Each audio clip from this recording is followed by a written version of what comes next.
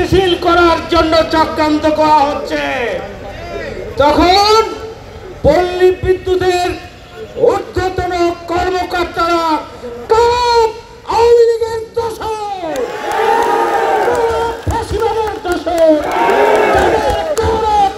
নিপীড়িত এই বিদ্যুৎ সেক্টরের জনশক্তির দাবি মেনে না নিয়ে তাদেরকে রাস্তায় ঠেলে দিয়ে দেশে অস্থিতিশীল পরিস্থিতিকে এগিয়ে নেওয়ার জন্য চক্রান্ত করছেন।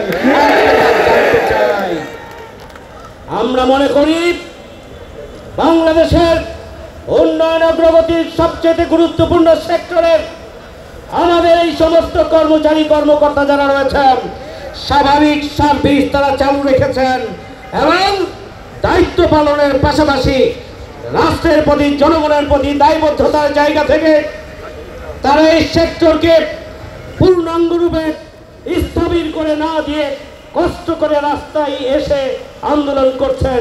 আমি আপনাদেরকে মোবারকবাদ জানাই। আমি বর্তমান সরকারের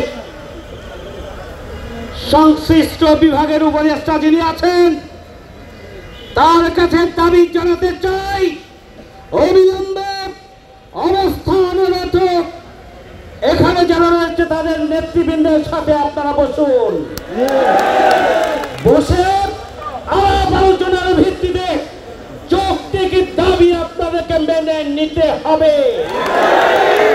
এমনি দেশের বিরুদ্ধে অনেক চক্রান্ত ষড়যন্ত্র চলছে, আবার যৌক্তিক দাবি আদায়ের জন্য যদি রাজপথ গরম করতে হয় তাহলে ফাঁসিবাদের দোষরদেরকেই সহযোগিতা করা হবে। সুতরাং অবিলম্বে দাবি মেনে নিয়ে তাদেরকে নিজ নিজ কর্মক্ষেত্রে মর্যাদার সাথে ফিরে যাওয়ার জন্য সুযোগ করে দেওয়া হোক।